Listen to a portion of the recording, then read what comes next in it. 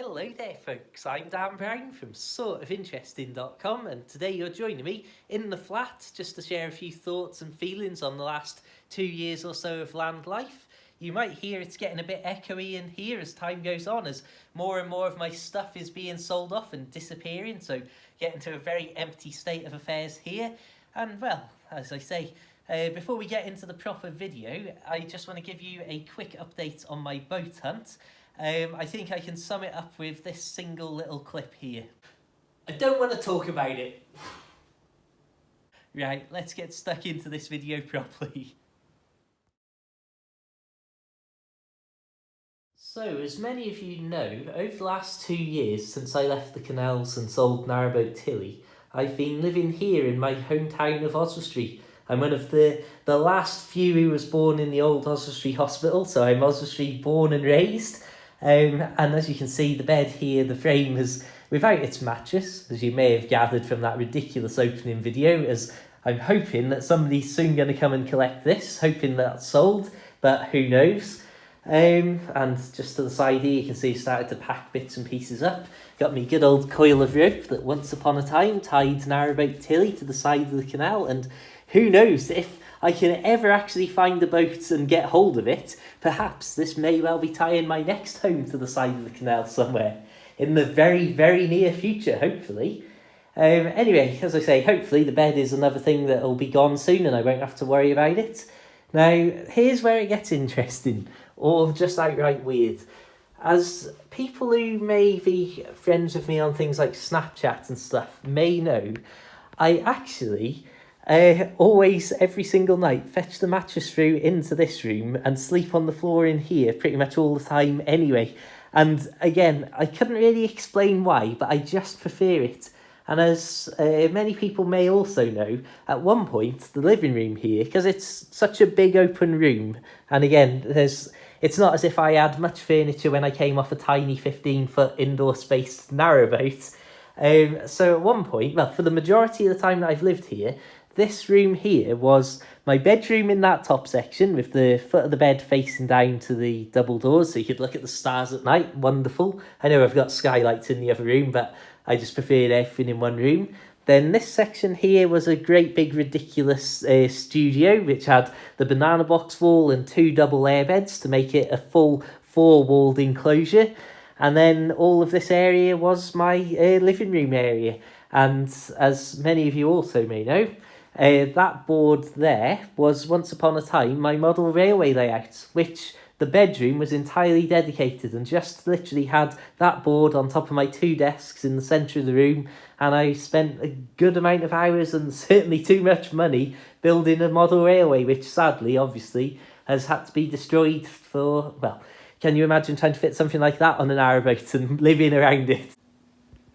So anyway, back on topic, and a few hours later, as you can see, I'm a big fan of my mad lighting still. I'll put some images and maybe little video clips on the screen of how the flat's been over the last couple of years with the insane lighting setup I've had going on and stuff under the bed and all sorts. It's been a fun time just tinkering around, and really, it's almost been one great big holiday, if I'm completely honest. And it's been almost, well, as I've said before, I've done 4 years living in my own boat and less than 2 years living in my own flat. So living on my own in my own place, land life is still it's the novelty. Land life is still the sort of, I don't know, this is still the less normal thing in terms of me not living at home with me mum or whatever. You can see we've got some few little bits and pieces of train stuff ready to go still. Aww, lovely little signals. Love it. Anyway, as I was saying, this is all still the fun part. This is the holiday from my average normal life, which was me over there on a boat. And that's what I've done more than this, for twice as long as this. So again, it's such a difficult thing to explain how I feel. Like I say, I rent, so I feel as if I haven't got anything in my name. I haven't got any responsibility. This is an expensive place to live for what it is, but I absolutely love it. And as you can see, it's a beautiful place. It's got me balcony and all that stuff. if I'd have only been more of a normal person and had it in a more of a normal setup, it could have been a totally habitable place. Just a side note here. So one of the first things that I was trying to sell and get rid of, even before I decided to definitely get a boat, was my lovely Alienware laptop there. Absolute beast, absolute workhorse of a machine. And again, in the traditional way that things always work out in life, as in exactly the opposite way to which you want, something that I thought I'd never sell, like my watch, was one of the first things to go, because it was a high value item and a collectible, relatively rare piece.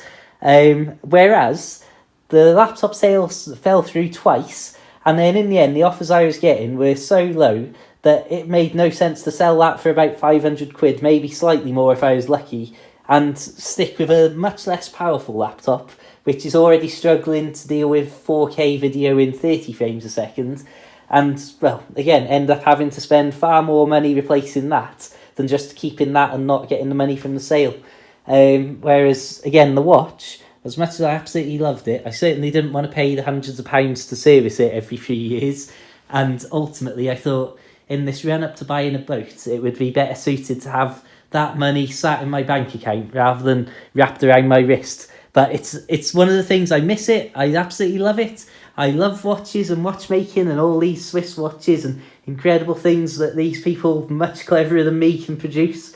But ultimately I thought, you know what, I might feel a great fool if I need that money in a hurry and it's just sat there wrapped around my wrist, and I'm like, oh, well, I can trade you this watch for a bit of welding, mate. But yeah, anyway, back on topic of land life. So it's such a difficult thing to sum up how I feel about it, because I feel as if it's far too easy. It's way too easy. It's been so simple, so straightforward, so much fun messing around, and like I say, I've always lived a strange life and a pretty rootless life, and even now living here in Oswestry with all my friends and family around and that, I still find myself, if my nan and granddad go away to the caravan on holiday for a week or a few nights here and there, I'll still go, oh, lovely shot of the toilet there, I'll still go and sleep at my nan and granddad's house, which is not far from here at all, like it's a short walk from here, just because it's what I've always done. It's a bit of a novelty, it's something a bit different, and I'll just go there. It's like I can walk down there in the evening and water the garden, but instead I'll go there with no internet access and what have you, and just potter around and sleep there for the night, and sometimes not even come back here in the daytime. It's that same unusual life and slightly alternative outlook and worldview that has again allowed me to live here quite comfortably and quite easy. As I always say, my whole thing all through my life has been to never have any debt. And so obviously, like you say, that when you're not worried about paying off this, paying off that, it allowed me to then spend more to rent somewhere that I really liked, like this. I mean, I could get somewhere 150 quid cheaper than this a month, and it would still be quite livable and quite adequate, and more than enough. Like I say, look at this. Apart from the bed frame in the other room that's still going to be sold any moment, hopefully it's going to disappear, maybe even by the time this video's live, this is all the furniture that I own. And this, I've got to say, I've enjoyed having everything just bundled in here out of the way, and I've enjoyed being in the flat more now that it's empty again. It's like it took me ages to buy a little sofa, which I bought the cheapest one I could find because I just didn't want one personally. I just felt that it was not really the sort of thing that, as I'm just happy to sit at my desk and then go to bed at night. It's just there for other people's benefit. Equally, my desks, as I've said before, I've got two perfectly serviceable, perfect desks there, but instead, I literally sit at a desk that is made up of a piece of wood balanced on two sets of plastic drawers. So that's, again, a symbol of my life and what I think is important. And as I say, I've got my little MacBook that I do my writing and my video editing on at the moment. I've got editing software on the laptop again, and I just use the TV as a screen for the laptop, really. And then, well, at the minute, I'm about to go on YouTube and finish watching the last bit of Star Wars in a second.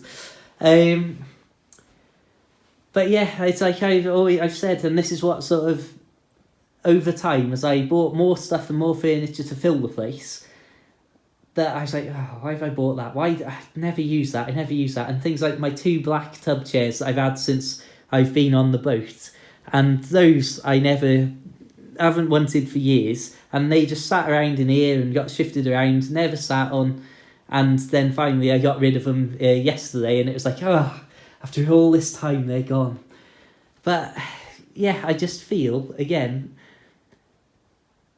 if you emptied this place out and just had my desk, my bed and that sofa, then that would be absolutely enough for me. I'd be more than happy with that, if I'm completely honest. And that's why, again, looking at boats and what have you over the last few months, before deciding, oh yeah, I'm going to get a boat, I'm definitely going back to the canal and all that, I was like, well, when I look around me, I'm in this place that's about 50 times bigger than my last boat, and I use probably even less of the furniture in this place compared to the few bits and pieces that I had on tiny narrowboat Tilly. And again, that's one of those signs and one of those things that I look at and think, I'm getting something a bit wrong in life. My core Dan Brown values have gone a little bit awry, that I'm living somewhere like this with me fancy watch and like things like that. My ludicrous little keyboard there lit up. Don't get started on that thing. Hello everybody in the reflection. And it's just somehow, again, I've got no problem at all living here, living on dry land. I love it. Everything's so easy. It's so easy to walk to work. It's so easy to go to my nan and granddad's house, my mum's, my friends. Don't have to bike anywhere to meet people. Don't have to get buses or anything like that. It's so much easier in every way, shape or form. But it's almost too easy. It's almost boring. There's nothing to it. Now, somebody said something to me that I thought was quite an interesting thing when I was talking about like how I felt like I had no drive to do anything on land because everything's just sorted. It's like I might only just be treading water, pootling away my life, going up into the racecourse and wandering around the woods and the fields and what have you, and ticking over and being absolutely fine and just stable. Could do that forever, absolutely no problem. Could handle it financially, could handle it like in day-to-day life in terms of like, oh well, if I don't want to go for a walk, I don't have to. If I don't want to go on my bike, I don't have to. I can easily walk to any number of shops and, as I say, friends, family, work and things like that. Whereas here on the screen right now, you can see Dan Brown of old having to hop on his bike and cycle everywhere he wanted to go to. But again, coming home to the dark old narrowboat, ooh, turn the lights on. Oh, lovely fairy lights there. Let's have the big light on, Dan. Lovely stuff. But anyway, getting back on topic. It's, as I say, I could do this forever, and that's almost part of the problem, that I feel that there's no motivation, there's nothing spurring me on, because I've reached the peak of like, oh, this is fine, this is more than enough for me. And I think because of that, it's like, well, I haven't got to do anything, I haven't got to try to do anything, there's nothing for me to sort of actively seek to better. So, I mean, that's why last year I managed to get around finally to sit down and just spent the year writing and managed to release me books and me paperbacks and stuff. I've got a rare paperback of the Dan Brown order over there, which I'll show you in a second. But hopefully you can sort of see what I'm trying to say in this, that I feel as if there's almost no point in trying. It's not that dramatic and that sort of grim sounding, but I feel as if this is already more than enough. And so it's like, well, that's it. And it sort of saps your motivation to get on and do more stuff when you're like, well, I'm fine here. I'm not just fine, I'm better than fine. I'm perfect. Well, I'm very good, maybe not perfect. And I do think, you know what, maybe that's why I am so keen to drag my mattress through and sleep on the living room floor. I mean, even when that was set up as my proper living room, wow, how echoey is this room with all the furniture going out of it. Even when that was my proper living room, I still would be finding myself sleeping on one of the airbeds that acted as a wall for the soundproof studio in there. And I'd have a perfectly made bed in here that might not be slept in for a couple of nights in a row. and it's certainly something that causes me endless trouble. I wouldn't say I have difficulty sleeping necessarily. Here's the Dan Brown collection of clothes. They're pretty much all exactly what you would imagine. Earthy colours and camouflage. And then there's the smart clothes there. Ooh. Anyway, moving swiftly on. Yeah, it's almost like dragging an airbed through here and sleeping on the floor instead of just sleeping in my bed and that. But one of the things that certainly causes me a bit of grief is because I always find it difficult to fall asleep, and certainly in that bed frame because of the way it's laid out and what have you, because it's got like a wooden beam at the feet and I like to stretch out. But and this is incredibly offensive in the moment, no matter how I try and frame it. But all I can say is try explaining to a young lady that, oh, well, I'd love to sleep in here with you, but actually I'd rather go through there on my own and sleep on an airbed. So I'll come through in the morning though. And again, that never goes down well. But I find it so difficult to sleep next to someone, it's unreal. Which I suppose in many respects that leads us on to the, not really the next topic, but just a point of curiosity that I do think is like, there's been a couple of times, there's been, I don't know, 3, maybe 4 times that I could have happily settled down with somebody on dry land. Well, not necessarily happily, but there's been certainly the opportunities to do it. And it started in some cases, and then I thought, nah, you know what, this isn't right, and I don't want to end up like some of the people that I see on Facebook who it's accepted by many people, they know they're unhappy and not enjoying their life, but they've got themselves into such financial situations and difficulties that they can't leave an unhappy relationship because they financially can't afford it and they've got loans out together and stuff. And again, there's some people that, well, certainly people that other people have mentioned to me that I already knew about secretly in the nature of a small town like this, who, again, have been saying how unhappy they are with their lives and what have you, and oh, I don't like this, oh, this is too much. And then discover that their ex is doing well, for example, and not for example, this is not referring to anybody specific, oh, good grief, this might need cutting, but basically then, when they find out that their ex is doing well or somebody they don't like is doing well, it then suddenly they spark up on Facebook, running around talking about how wonderful everything is in their life and all that. And you just think, but almost everybody you know knows that you don't believe that. But now you're sticking with an unhappy life just because you'd want to save face. Because you don't want to look like that. Again, I mean, that's another thing that certainly I've never been worried about. When you've got a face like this, it's not worth saving.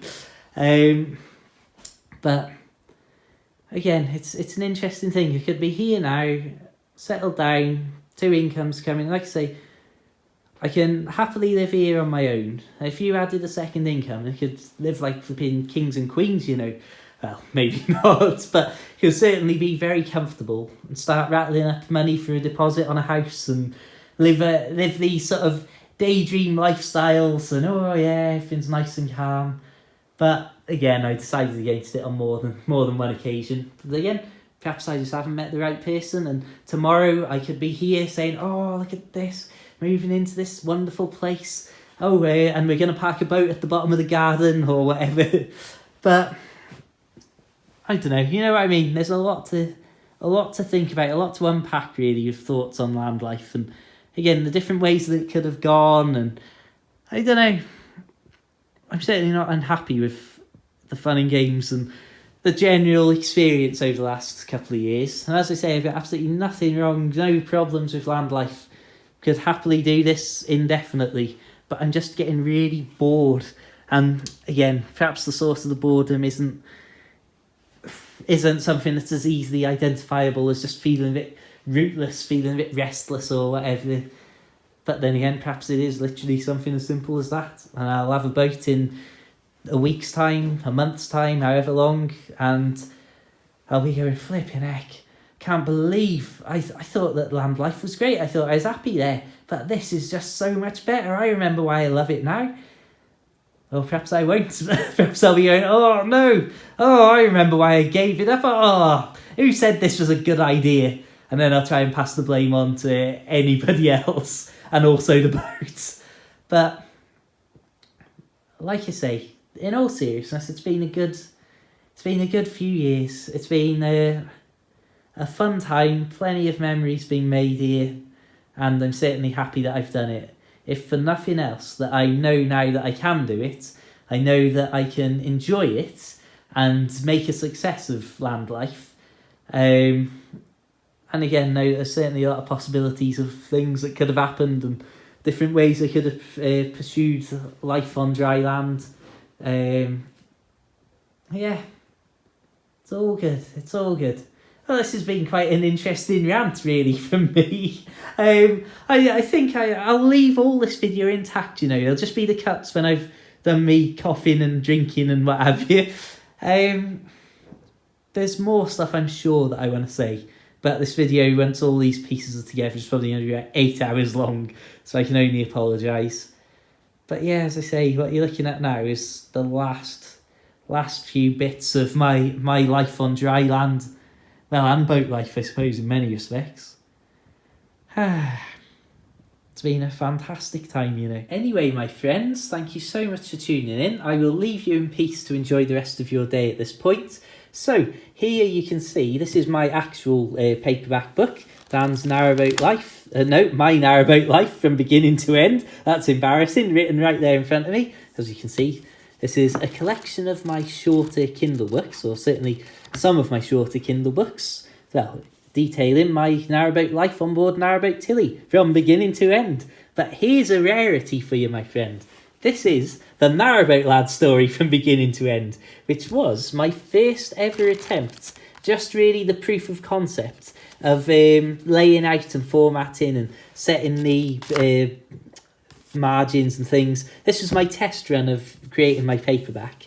And as you can see, it had a fully wraparound cover here, which I quite liked, but it made it very difficult to choose a font for the back, which is why, basically a colour, because it was so difficult, so many colours and that, to get it to stand out. Which is why on the actual final versions, you can see that they are just simple plain blue covers. So that's just a random little Dan Brown note of Dan Brown writing history there for you.